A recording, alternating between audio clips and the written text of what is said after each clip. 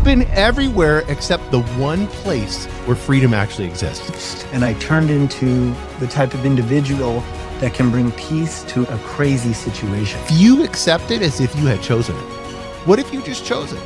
This doesn't mean liking it. I cannot control tomorrow, and yesterday's dead. But right now, in this moment, you're not using it. It's one of our favorite definitions of success. The normal, mundane, daily things that you do all the time. But what if recovery isn't about building a better story? What if it's about waking up to what you are beyond the story?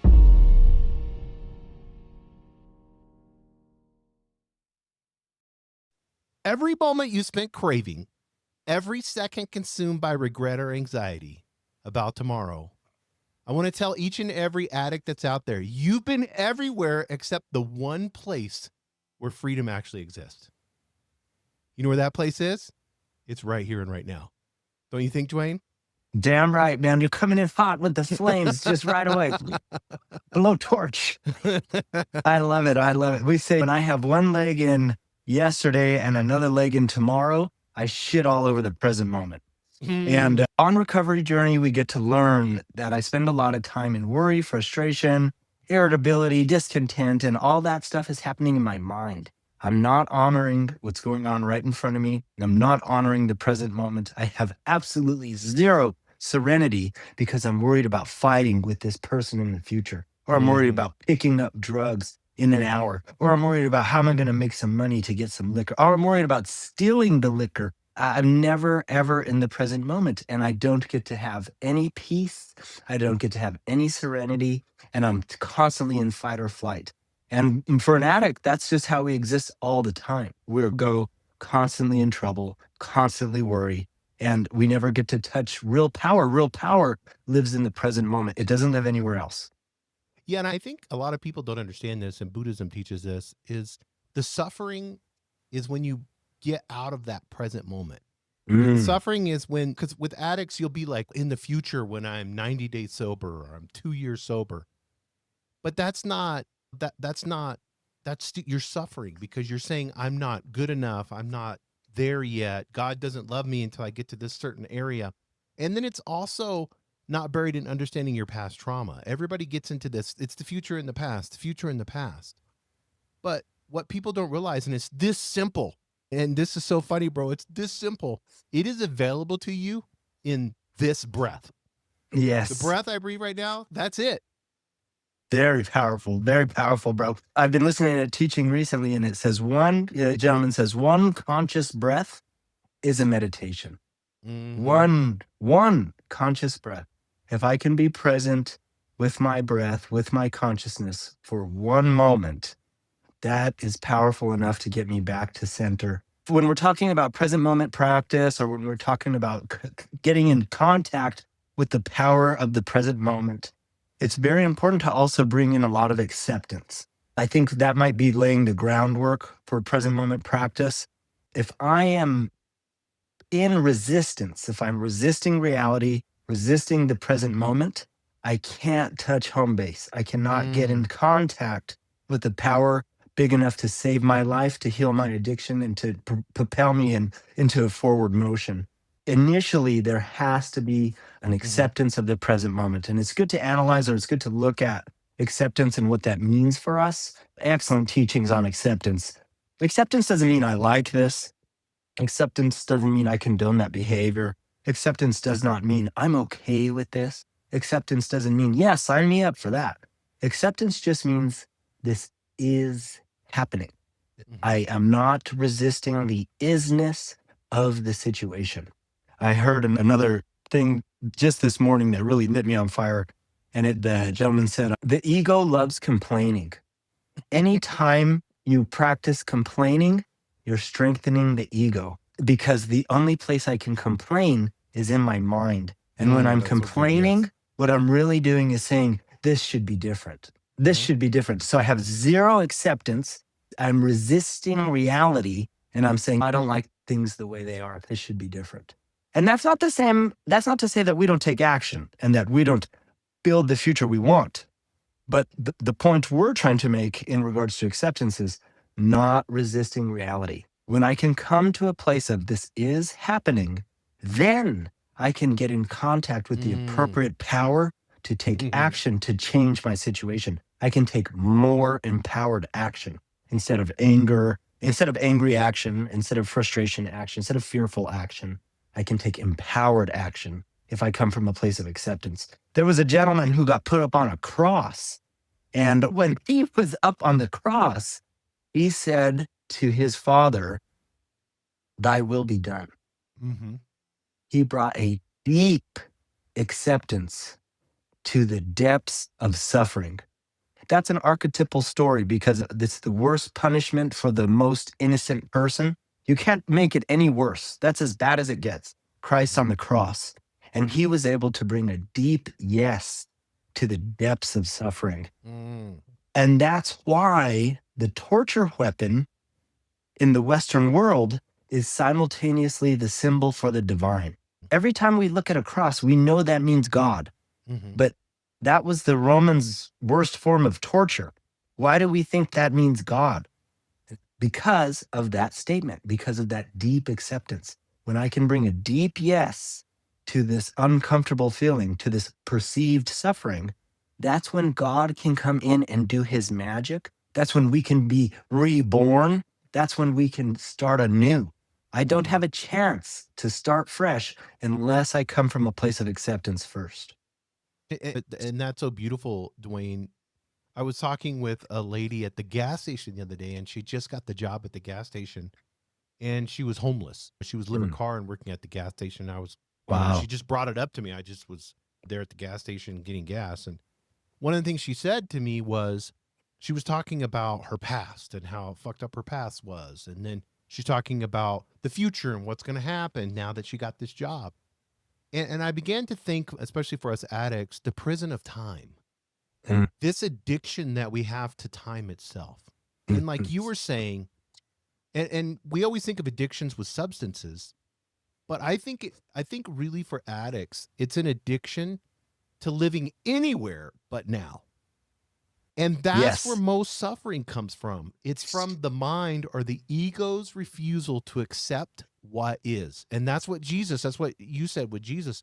In Matthew 6:34, Jesus said this great verse. And he talked just about this. Jesus was talking about the present moment for anybody else was. Maybe Buddha was a little bit before him, I think. But Matthew 6:34, he said, "Do not worry about tomorrow, for tomorrow will worry about itself. Each day has enough trouble of its own." So basically what he's saying, you're caught in this loop of past, you're caught in this loop of future. And then he turned around and he said, the kingdom of heaven is at hand. It's not later. It's not when you get better, when you're sober, when you get out of jail. None of that matters. He said the kingdom of heaven is at hand. That means, and what Jesus was saying is, it's in with reach now.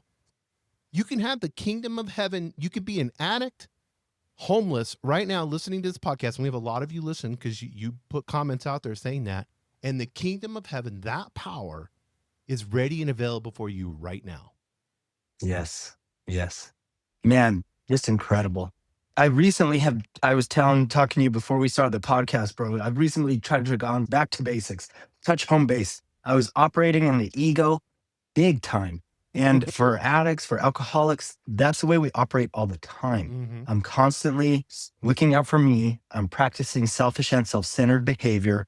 And then when things don't go my way, I have a problem. There's an issue. I'm upset. There's anger. There's frustration. So some of the back to basics teachings that I've been returning to are the power of three, honoring the present moment. In every scenario ever, we've talked about this, but it's worth bringing it back up. In every scenario ever, there are three components. Component number one is the situation. What's the situation? I'm struggling with my addiction. I'm having a hard time stopping drinking. I drink whether I want to or not. Component number one is the situation. Component number two is my energetic response. What's my energetic response? Fear, frustration, resentment, anger, irritation, worry.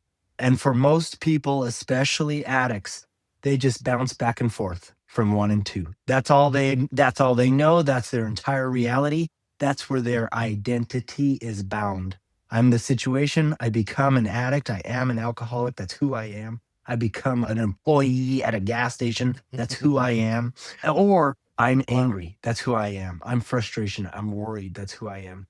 And we need to get out of this horizontal dimension between 1 and 2, and we need to enter the vertical dimension, which is situation or component number 3. The vertical dimension, what's the vertical dimension? That's my consciousness. That's my aware presence. That's God, that's soul, that's eternity. That's the part of me that's not subject to birth or death. That's the part of me that is forever. That is also the part of me that can observe number 1 and number 2.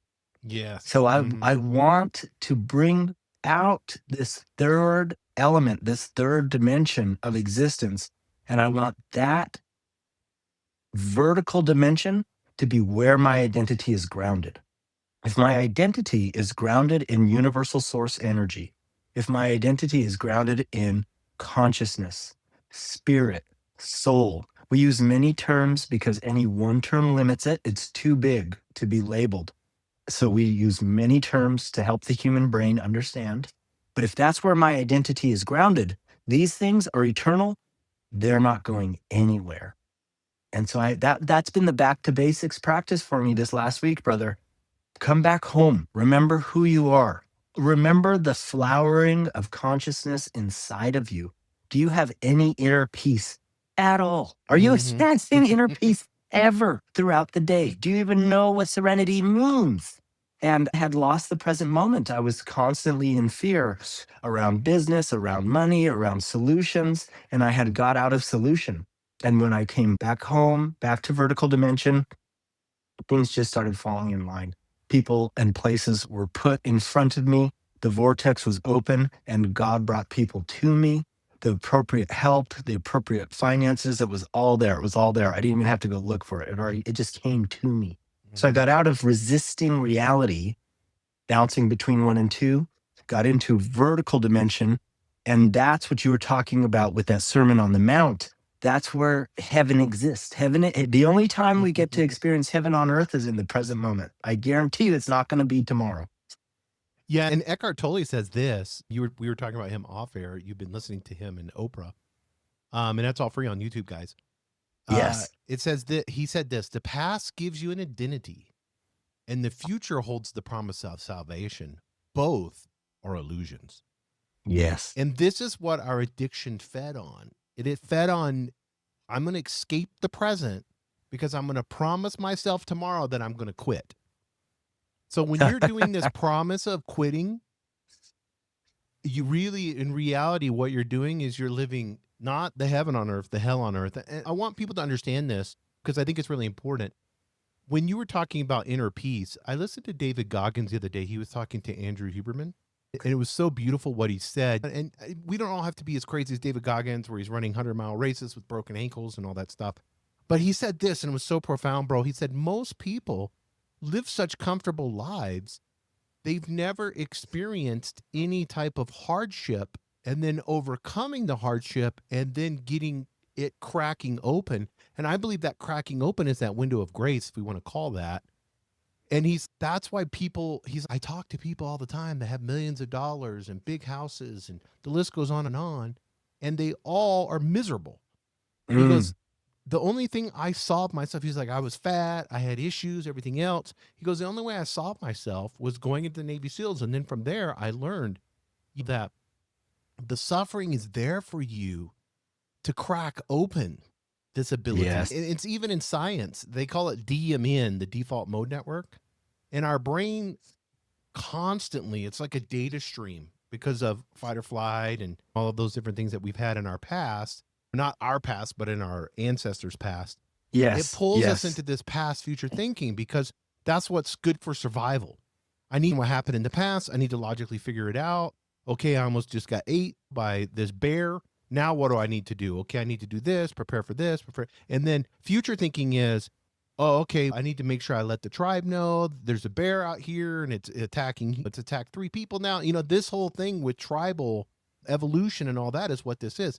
And it's really interesting. The science studies show rumination. That's what they call it. And that's the past. Yes. What's interesting with neuroscience, they call constantly thinking about the future, the word they use for it is anxiety.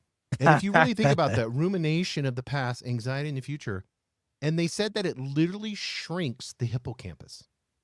Yep. And when they've taken monks, and you've heard about the study, they've taken monks and you've done scans on their brain when they're in like deep meditation. And what they found is present moment awareness increases gray matter densities, and it especially increases it in governing emotional regulation.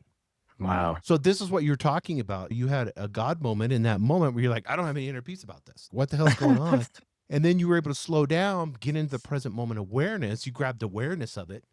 And then in that awareness, your brain started to begin to, as it does with the higher self, it always expands. It's just expanding consciousness. Like you said, I don't believe you can experience consciousness unless you're in the present moment.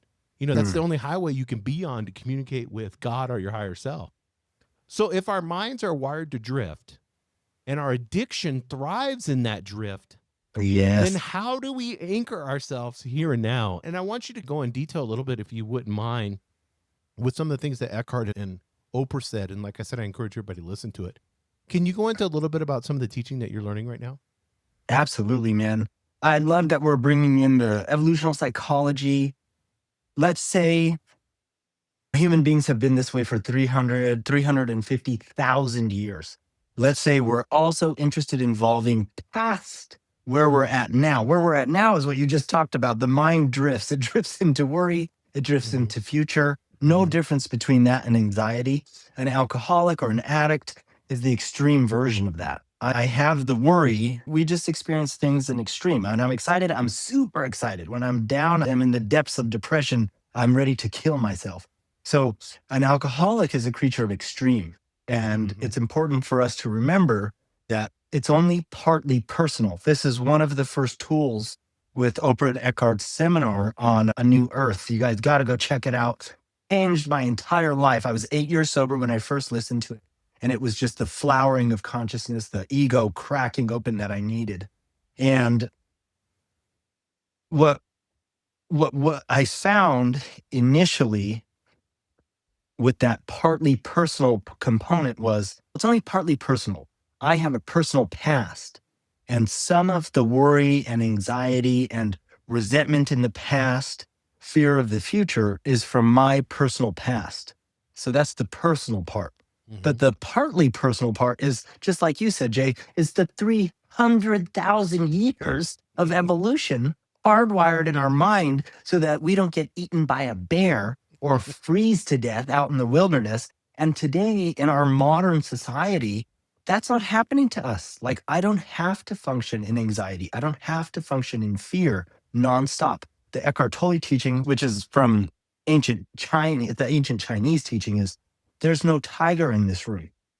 So when I get into fear, when I get into an anxiety, when I'm in a safe, warm bed at night, but I'm having anxiety about the future or about getting sober, it's very helpful to remind myself, I'm not my thoughts. I'm not my thoughts. Come back to the present moment. Thought form, you put in that horizontal existence. 1, 2. The thoughts go in 1 or 2. It's a situation or it's an emotion. Conscious, aware presence, the God inside of me does not feel bad. It is not capable of feeling bad. It's not capable of being afraid. It's not capable of anxiety. It's pure love. It's pure presence all the time. And we want to get in touch with that more and more often. So it's just very helpful to remember it's only partly personal. Okay, there's no tiger in the room. That's literally the mantra. There's no tiger in this room. I just wrote it There's down. no tiger in this room. And wrote down, there's no tiger in the room. It's comical for a reason. The comedy helps crack open the ego. The only place the ego can exist is in the mind. So the mind loves when the ego takes over because I'm just bouncing back and forth, 1 and 2 and 1 and 2 and more situation worry. And we need to go a little beyond that in regards to this next step. What's the next step in human evolution? The next step in human evolution is going to be a conscious one. It's going to be a spiritual evolution. We're not going to get bigger and stronger. What we're going to get is more awake, more connected to God in the present moment. And so that's what we're talking about. Some of the other tools that are excellent in this seminar Very simple. We start with sense perceptions.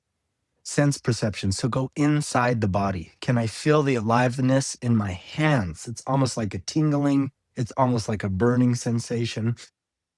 Can I feel the aliveness in my hands, feet? We start entering the body. Can I feel my lungs?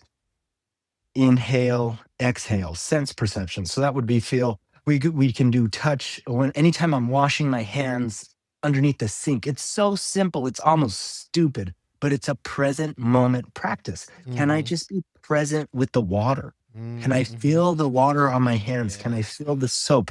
When I see a sign that says I-25, turn left, can I just be present with the vision, with the sense perception of vision? Can I read the sign? I cannot simultaneously be in anxiety about the future if I'm honoring the sense perception of the present moment. And so we start touching that part of me that's God consciousness. We start touching home base with sense perceptions initially. And then other very helpful tools, of course, are mantras or prayer. There's a great Navajo saying, and the Navajo saying is every step can be a prayer. So let's say I'm struggling with the present moment. I'm struggling with honoring the present moment. I'm constantly lost in my mind. I'm constantly worrying about the drug dealer. I'm good at the liquor store, making enough money. Fuck. The girl that left. Oh my God. I can't get out of fear. I can't get out of my mind. We enter the present moment with a mantra to rewire the mind. A helpful mantra is, God, help me bring an inner yes to my outer now. God, help me bring an inner yes to my outer now. And we walk that like a prayer. I used to work in the restaurant industry for 10 years. I started this present moment practice roughly 8 years ago.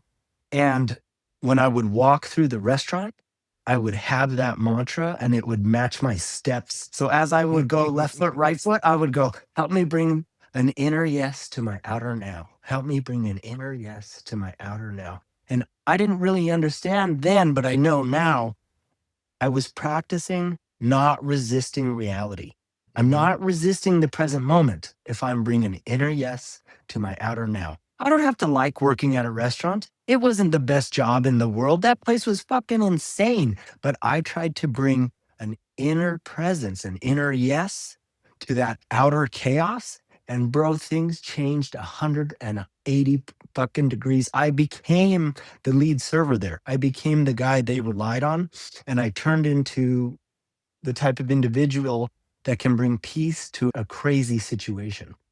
And that An mantra, that alcoholic serving prayer. alcohol. Yes, yeah. And I With was no around desire. liquor all the time. And what we open the podcast with is exactly that. That's how we start touching freedom. I could serve alcohol. I could be in that environment, and I'm not in constant worry, fear, or fight or flight around getting drunk, around doing drugs. There was a freedom inside of me. I was there to serve a purpose. That purpose was to be of service to that business, to be of service to the clients that attended that restaurant. And at the same time, I was building something else on the side. I was building my personal businesses. You guys know I have multiple businesses around town, and that restaurant was a stepping stone to do those other things really well. Super grateful I got to be there, and I got to honor the present moment. A sober alcoholic serving liquor, trying to practice inner peace in an insane restaurant that stayed open till 3 a.m. It was like a nightclub. Yeah, I'd been there. Yeah, multiple times. That's where we met. Exactly. Yeah. That's amazing. I know you just talked about like how the present moment heals. I want to get into a little bit of why the present moment heals. I kind of want to, because a lot of people will be like, oh, spiritual bullshit, whatever. Yes. So for those of you that have that anger inside of you, when you realize your addiction shuts down your prefrontal cortex. And when you do present moment awareness, science has proven this. You can look this up, grab your phone, whatever you have, a computer, whatever it is, go to the library and look this up. It activates the prefrontal cortex. It literally lights up that part of the brain. And that's the part of the brain. I want you guys to understand this. That's the part of the brain that got hijacked by addiction. When you're an addict, the prefrontal cortex just shuts off. And then the opposite side of that, so your prefrontal cortex shut off. You know what's blaring red like a siren just going off and 110% like a Ferrari as much RPMs as you can, that's your amygdala. Yeah. Your amygdala is going crazy. You know what your amygdala does? It drives cravings. So when you're in the present moment, when you practice present moment awareness and you bring present calm to that fear, that amygdala fear, it centers the drive of cravings. This is science, guys. This isn't spiritual. We're just talking about science right now. And then guess what else happens in your brain? Neuroplasticity. Every moment of present moment practice begins to rewire away from the addiction pathways and begins to heal your brain. For some of you that's done meth and stuff like that, you need a healing of your brain.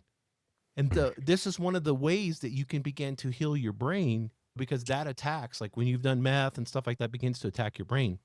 So you said something so powerful, and I want us to ruminate on this. You said a craving only exists as a thought. Exactly right. And I want to say it a little bit more. A craving only exists as a thought about the future. I need now to feel better. When you bring full attention to this moment right now, if you could calm your brain and just listen to this right now, when you bring full attention to this moment, cravings lose their power. And this is the funny part. And you said this earlier, your addiction never existed in the present moment. It only existed in regret about yesterday and fear about tomorrow. And that's what you said. I got regret about it. Can I pay the rent? Do I have enough money? What about my drug dealer? That's about yesterday. And then fear about tomorrow. Oh my God, am I going to be able to get to the liquor store before they close? Do I get a ride? How am I going to get there? Do I have to walk?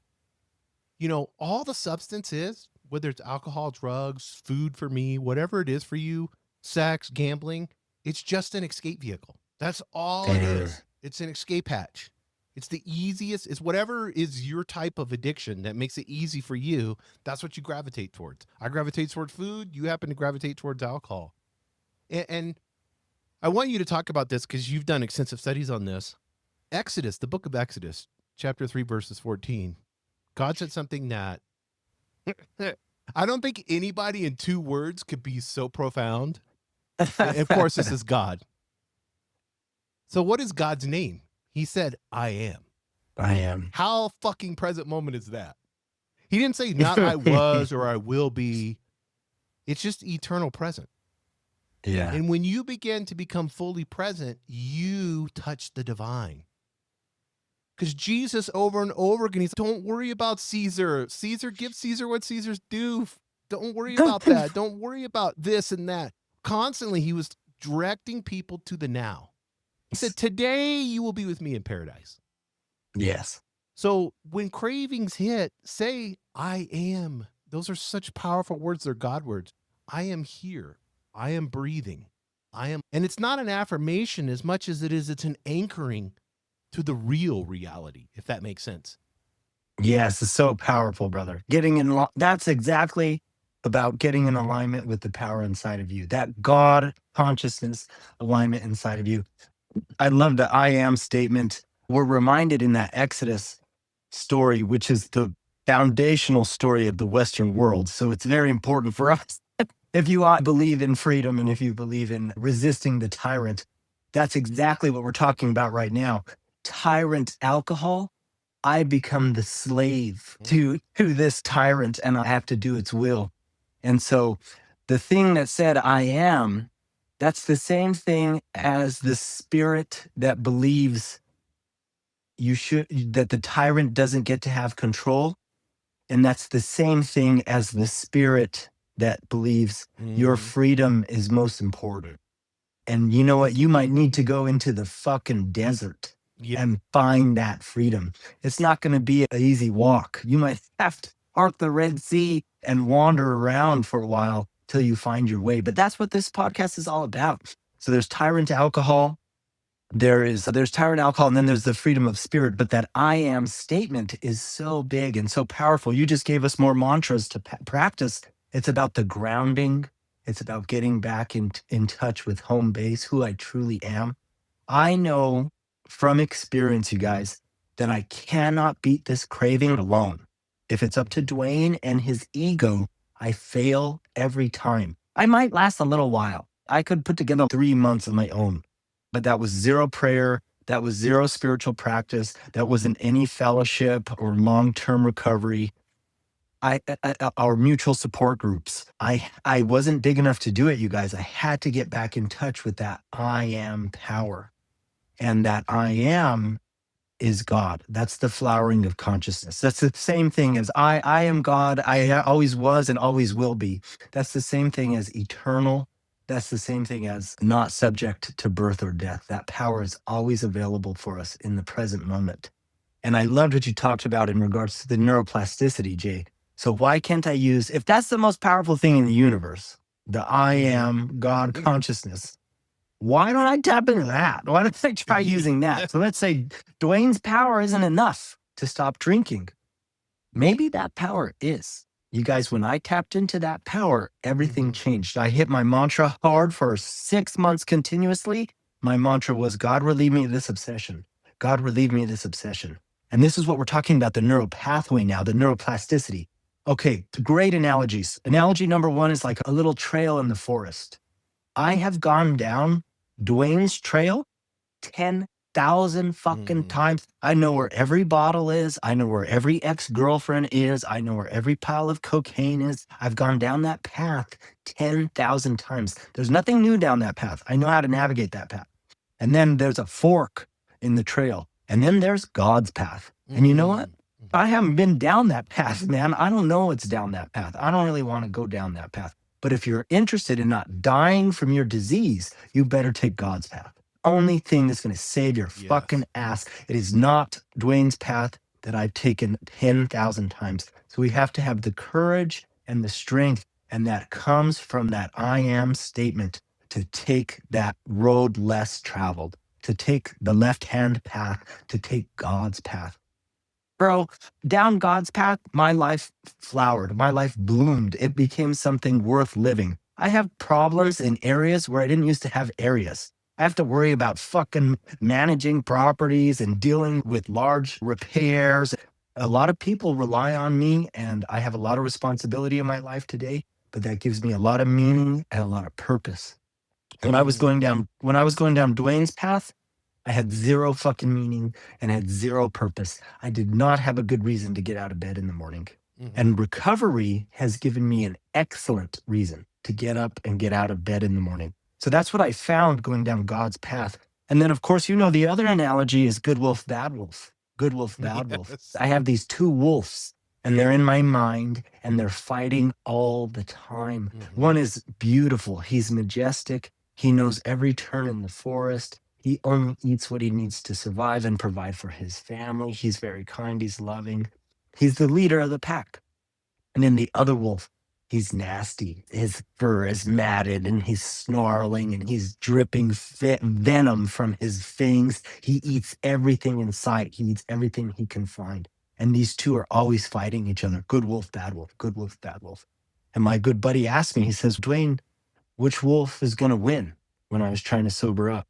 And I said, I don't know, man. I don't know. And he said, the wolf you feed, that's who's so going to good, win. yes.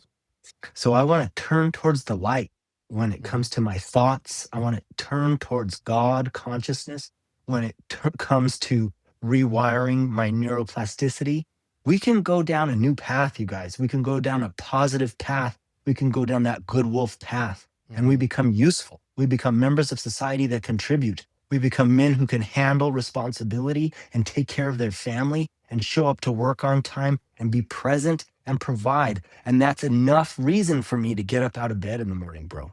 That's so powerful, bro. So good. I love the wolf analogy. It reminds me of I'd read a study a while back about the pain body.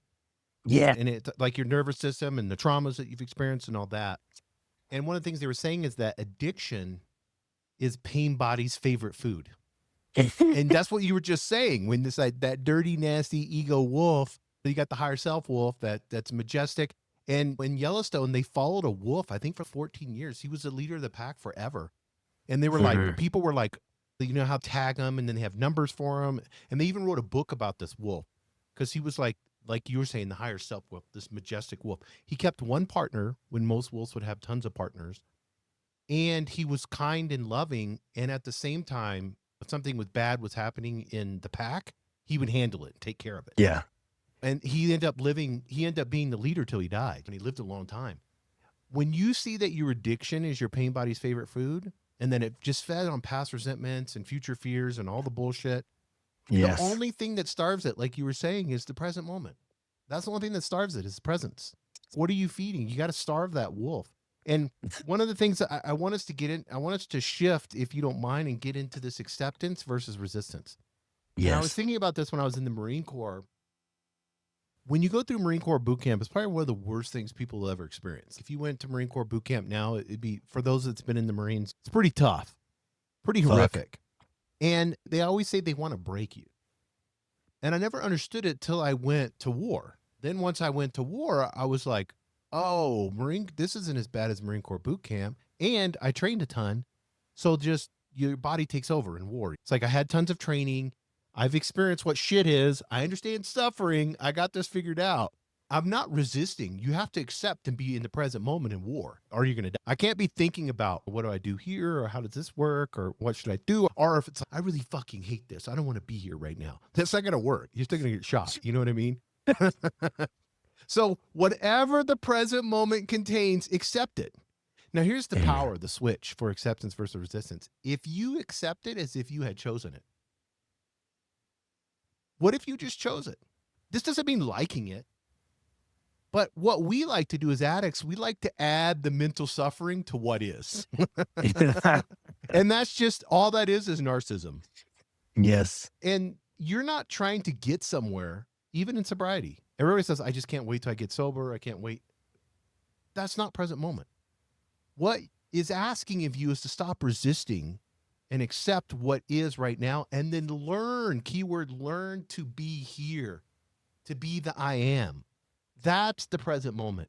When, like you said, when your feet hit the floor, how many affirmations did you say the minute that your feet hit the floor during your addiction?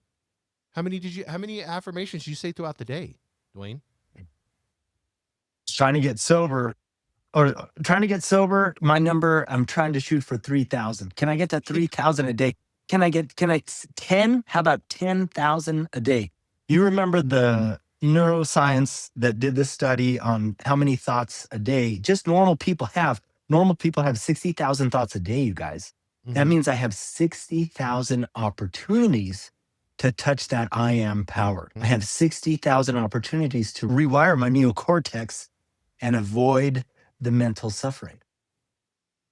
But in addiction, when you're in the depths, when you're in active addiction, those 60,000, I guarantee you, 98 to 99% of them were increasing my suffering, were resisting reality. I was never practicing acceptance. I was always the victim of reality, victim of, this should be different. This should be different. You know what? If you had the life I had, you'd drink too. If you had the parents I had, if you had the jobs, if you had the bosses, if you had the struggles I had, you would drink too. I was always the victim. And we know very well in recovery, Yes. Victims never recover. You want to keep being the victim and you want to keep complaining, you're not ever going to get better. Never. Yeah, that's so good. I want to, if you don't mind, Dwayne, I know this will be hard for you because it's been so long ago. I want to have you step into the old Dwayne. I don't know if you can do that, because I want to do a little, I think this would be really powerful, and this is going to help people. So I'm going to give you like four little questions I'm going to ask, but I want you to respond like when you were old Dwayne, coked up and coked up, Hold on. bruised and battered. Let me bring up the And ego. an I'm sure my ego is still there. So I want you to, if you can remember when the cravings hit. And then I want to go through this practice with you because I think this is going to really help people. So number one is name it. So get clear on your craving. What was the craving like? Name it. Get into it a little bit with me if you don't mind. Like, my skin is itching. My skin is fucking crawling. I need to feel something different than this. This is so uncomfortable. I need to feel something different. Where did you feel it? Not thinking about it, but feel it. Like in my solar, feel it in your body. Where would you feel it? In my solar plexus. In my solar plexus, like a little behind my heart, and then my stomach is doing figure eights. Like, I feel the anxiety. I can feel my heart drop down into my solar plex, into my stomach, and then my stomach starts to do figure eights. I start to get ill, like physically ill. So that's the name it. You've named it, so we've got clarity on it. It's basically a thought about the future. It's a craving. That's what you and then feel it. We've identified it where it's at in the body, where that thought is at in the body. And this is the cool part, and we don't have to go through this part, but the breathe with it. This is something Yes. that science has identified is it. That thought in your solar plex in your heart in that area, it can't survive 90 seconds of full presence. If you could be fully present for 90 seconds, that'll all go away. That craving goes away because that's what the crave. It was a Yes. thought about the future and then an emotional attachment that you had to part of the body. So if you can breathe, no matter how you have to breathe, there's box breathing, there's all different types. There's hypertrophic breathing, whatever works for you. If you have to breathe really hard, whatever you got to do, if you can do it for 90 seconds, try to be present. It's going to help you out. And then the return, after you breathe, the return, come back to what actually here and now. So who is the Yes. Dwayne here and now? What is the Dwayne that just made, let's think about the Dwayne that realized like, oh shit, I haven't drank for a month or 2 weeks or 3 weeks. I think that was a pool moment that you had, right? Yes. Yeah. What is that return coming back to actually seeing that there's hope? I had a moment of clarity while I was cleaning the pool in Taos. I was landscaping, and I was right around 6 months. And that particular moment, I fell to my knees. I started crying. There was this release. There was this like weight that had been lifted, and a feeling of okayness, a feeling of this is going. I just couldn't believe it, Jay, that I had not been thinking about alcohol. That was something that dominated my thoughts. It dominated my waking moments, my sleeping moments, and I hadn't been thinking about. I don't think I had thought about it for 2 weeks, and it hit me. It hit me like a thunderbolt there at the pool. I hadn't even been thinking about it. I that the grace, the window of grace that was available for me because of the heavy duty work, the neural repatterning, the mantras, the prayer, the right action, the disciplined action. I didn't want to get up and go to work, but I did it anyways, behaving like the man I want to be rather than the man I was. It placed me in a position of neutrality around alcohol. So it was an absolute miracle, bro. I used to see alcohol in the grocery store and have an anxiety attack. I used to, my breath would go away and I couldn't breathe. And that I would fall into the stomach again and start doing figure eights when I would see alcohol when I was around it. And after that neural repatterning work and the spiritual development and the conscious awareness and that moment at the pool, I got placed in a position of neutrality. And that neutrality meant I'd feel nothing. I don't feel supercharged about alcohol when I see it anymore. And I don't feel negative about it either. Oh, there's the devil's fucking liquid right there. I just feel nothing. I That feel was the it's boring. parasympathetic nervous system. It's extremely boring to me. Yes, it's extremely like I have the same affinity for alcohol as I do for mayonnaise now. And I could give two shits about mayonnaise. I don't care. I don't feel very excited, and I'm not like, oh, the worst thing ever. And that came from all that work, brother. And the breath, I want to get into the breath. What you just brought up is so powerful. That third item there, Robert Fritz and Gestalt therapy. He was a therapist, but he also worked with neuroscientists. And he figured out that the same chemical reaction in the brain, that fear is the same chemical reaction in the brain as excitement. It's just excitement has oxygen and fear doesn't. When I deprive my brain of oxygen, I go into anxiety. I go into fear. I can literally transform my fear into excitement with oxygen. And then there's another great teaching about the breath. There are many, but one of the ones that I always share with the people that I work with is 1 molecule of blood will travel through the entire circulatory system twice in under a minute when you're sitting at your desk. Now let's say we're in the gym and we're working out and I get a pump on and I'm moving my body and my heart's fucking going fast. How fast do you think that molecule of blood is going through your circulatory system when your heart is jacked? So it's moving.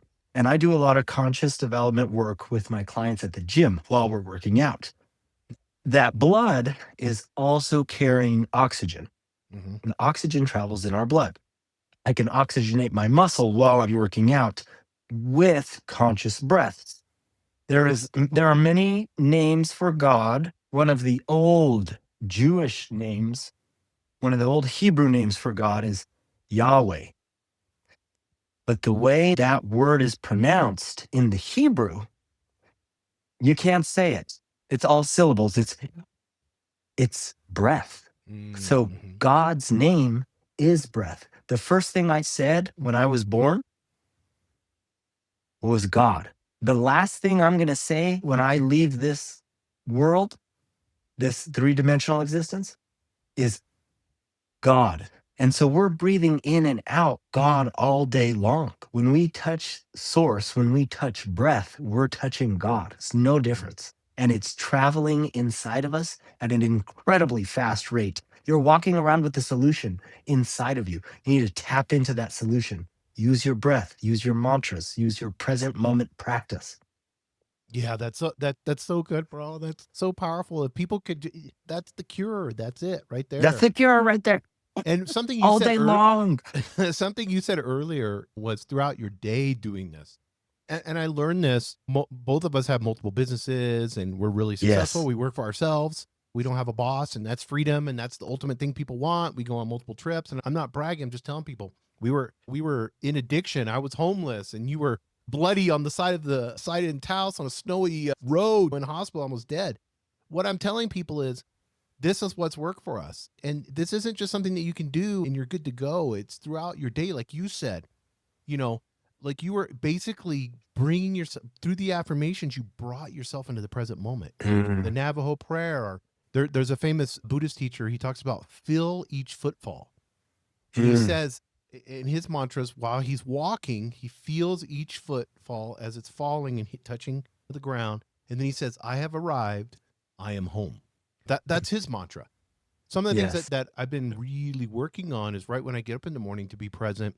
And that's in my practices, like making coffee, smelling the beans, feeling Yeah. the texture of my coffee cup, feeling the water temperature, watching, like just being totally present and paying attention. As an addict, you're not paying attention to anything. Your brain is just such a squirrel.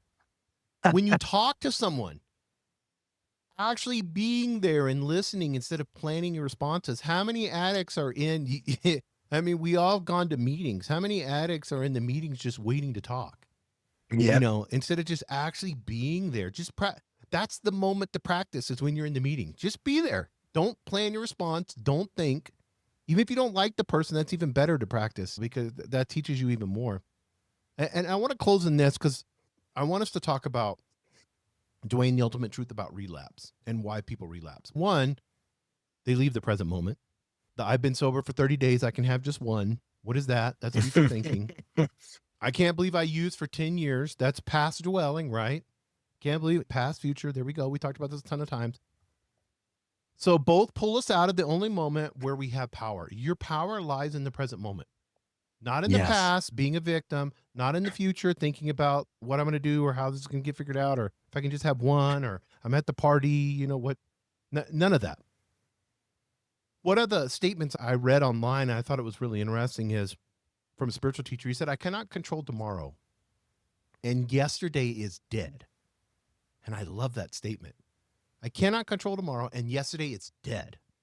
But right now, in this moment, I am not using. That instantly brings you into the present moment. I cannot control tomorrow, and yesterday is dead. But right now, in this moment, you're not using. Right now, in the moment, you're not using. Right now, you're not. So if you string enough of these together like you did, guess what you have? You have a life. You have a life. And that's what that myself and you were both instruments of this practice works. There's two living beings that are succeeding in life sitting before you, or if you're listening, speaking before you, telling you this works. This is what it is. It's science, it's spiritual teachings, it's bundled into one practice that you can do over and over again, and you will begin to live a life, as Dwayne said, that's worth living. So powerful, brother. I love it. I love it. That is such a great analogy. It's one of our favorite definitions of success. The normal mundane, daily things that you do all the time. You have to wake up. You have to go take a shit. You have to make your coffee. You have to open the email. You have to have a present moment practice. If I can bring God consciousness, if I can bring a present moment practice to my normal, mundane, daily stuff, that makes up 85% of my life. Yes. The other 15% are like anomalous shit. It's like weddings, deaths, car crashes, traffic, that type of stuff. That stuff doesn't happen all the time. Vacations. So if I nail 85%, can you imagine, you guys, if you're out there struggling drinking, struggling fighting your addiction, can you imagine having an 85% good life? You're fucking floating. And then the rest of it becomes other opportunities to practice. Of course, I want to be present on my vacations. Of course, I want to be present in my adventures with my family that I'm building, with the people that all of a sudden trust me now because I'm a reliable person. We can transform our lives, guys, but we just do it one moment at a time. And that's what Jason just is saying, right? You nailed it, bro. You string these moments together and you can transform everything in the present moment right now. As long as there's not a needle in my arm or a bottle up against my lips, I'm good. Like, I'm okay right now. Okay in the present moment. I'm not dying. I'm not fighting anybody. My bills are paid for. My house is taken care of. I'm connected to source in the present moment. You start stringing that together. If this is a life worth living, this is something I could do. I could actually do this. I just have to show up for the present moment. I want to leave you guys with one more mantra that has just saved my ass, worked so well for me. My ego offers fear. My ego offers resentment. My ego offers comparison. My ego offers superiority or inferiority. My ego offers these uncomfortable feelings. But when I'm in the right dimension, when I'm in vertical dimension, when I'm in practicing a present moment practice, that's the same thing as being present, honoring the present moment. That's the entire thing we've been talking about with you guys this hour. That's the same thing as the presence inside of me, the eternal presence, the God consciousness. So the mantra that has worked very well for me that I try and still practice today is, God, help me offer my presence. God, help me offer my presence. God, help me. So anytime I'm going into a situation, anytime I'm around my family, anytime I'm around the high-powered people at work, anytime I'm around any dangerous situation, even a normal situation, just cleaning my house, vacuuming, God, help me offer my presence. God, help me offer my presence. God, help me offer my presence. The kicker there is, when I offer my presence, it's the best thing I can give anyone ever. I'm not giving them my judgment. I'm not giving them my fear. I'm not giving them my anger and resentment. I'm just giving them the perfect God consciousness, the presence, awareness inside of me that allows the individual or the situation that I'm with to just unfold. You don't have to be any particular way. You can just be you. I'm not giving you my judgment. I'm giving you my presence. So as you go through the world, you guys, as you're in traffic, as you're at work, you're trying to sober up, you're trying to live a better life, try and offer your presence instead of offering your judgment. Try and offer acceptance instead of resisting reality. God, help me offer my presence. God, help me offer my presence. God, help me offer my presence. When I did that, I was still working at the restaurant. People started throwing fucking money at me, bro. They were like, here, take the tip, take the tip. My tips tripled overnight because I was offering presence instead of offering judgment and fear. And people can feel that. I want to take these next 4 minutes, and I want you to respond to this after I say this, but I want to give people some quick, deeper teaching. If you're really deep and you can handle it, cut this off now after what Dwayne's profound wording was there. But if not, I really wanted this real fast because I think it's fun, and you're going to love this. I want you to know you are not your story. John the Baptist, and you can read about him, amazing. He was the guy before Jesus. He said, repent and be born again. Now, repentance is a change of mind. And then you must be born again. And then Jesus said this over and over again. You see this in the New Testament constantly. You must be born again, becoming new, being the now. Eckhart Tolle says you're not your mind. That's what this is, being born again. So I am an addict. That roots you in a story. Yes. And stories only live in past or future. In the present, you were just this, your pure awareness. There's no story in pure awareness. So what if recovery isn't about building a better story? What if it's about waking up to what you are beyond the story? And I'm going to hand it over to you. Matthew 6:28-29. I'm going to read the scripture, what Jesus said, because Jesus' words are so profound. I encourage you guys to go get a free Bible. They're everywhere. You can grab them, or you can go to Goodwill and get one. Matthew 6:28-29 says this. Jesus said, consider the lilies. They do not toil or spin. They don't worry about yesterday's weather or tomorrow's drought. They just simply are. And he said, what happens? God takes care of them. And Yeah. that's another, over and over again, Jesus just taught presence, just being present. That's what it's about. How do we wake up beyond our story? And I'll let you close, Dwayne. Thank you so much, bro. These beautiful words. The Sermon on the Mount is just, that's my absolute favorite. The Eckhart, one of the Eckhart Tolle lines that I've been trying to hit really hard recently too is be what you already are. Just be what you already are. That being part of me, that God-centered part of me, God has already clothed me. God, I came down from source energy. I already am connected to God. So be what you already are. That being part of me can handle any addiction. That being part of me can walk through this world with some inner peace, with some joy, with some freedom. It's not about becoming happy. It's about realizing that happiness or that joy already exists inside of me. And I have to clear away all the noise and all the character defects and all the wreckage in order to let that happiness come forward, that joy to come out that's already inside of me. Be what you already are. Be free. So good. So good. Thank you, Dwayne. Thank you, guys. If you listen to this and you haven't subscribed on YouTube, make sure you do that. We review all the comments and we talk and we share with you guys. So don't hesitate. Instagram and YouTube, that's where we're at, guys. You'll see in the show notes. Make sure you subscribe.